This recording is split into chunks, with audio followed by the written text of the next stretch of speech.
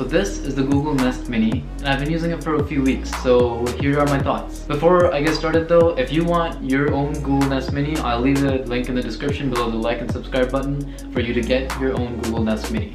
And hint, it's totally worth it. Alright, now let's get started. Let's start off by talking about the design of the Google Nest Mini. It's a very clean, minimal, aesthetically pleasing looking device with no physical or visible buttons around the device anywhere. But we'll get into that in a minute. It blends into pretty much any space. It's pretty small, so it'll fit pretty much anywhere. It has a meshed speaker design around the top of the device, and that looks really well. It looks very clean and premium, and it'll blend into pretty much anywhere inside your house. So in terms of functionality, you plug it in and you start speaking. You can ask Google Assistant any type of questions, what's the weather, you know, what the time is. I get more into about how I use voice assistants on smart speakers in another video. I'll link right here. I use the Amazon Echo Dot Generation 2 and Amazon Alexa along with it. So if you want to check that out, it's linked here and I'll leave it in the description below. But with the Google Nest Mini, the main interaction occurs through audible means, meaning that you speak to the Google Nest Mini and it speaks back to you. Or for certain inputs such as music playback, you can tap the speaker in certain areas and it will react according to where you tapped it.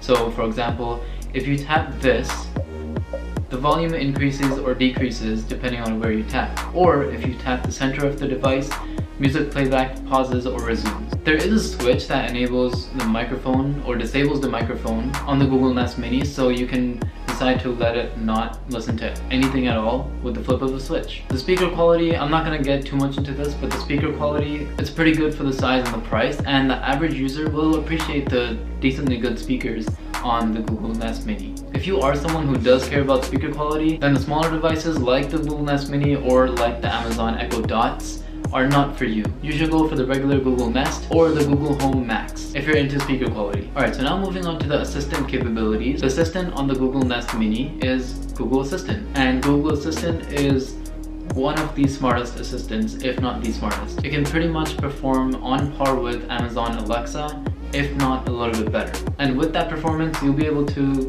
tell it all kinds of commands. A funny thing that happened to me, I live in Canada and we're stereotypically known as being nice. So one day I asked the weather like this.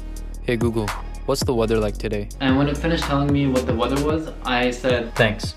And the Google Assistant said this.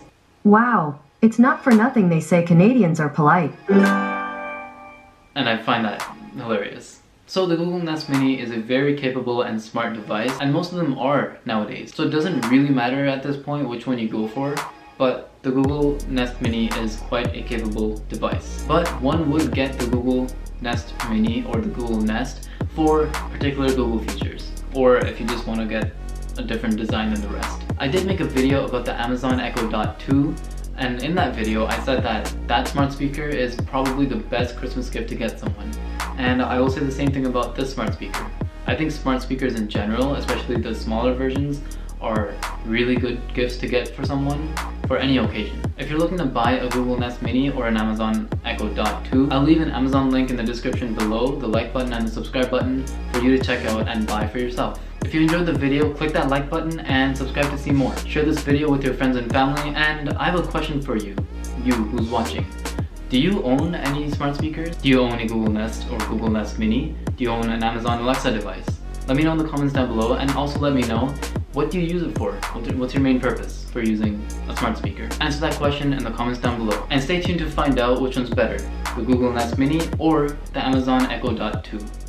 Subscribe to see that video. I hope you enjoyed the video, and I'll see you in the next one. Bye.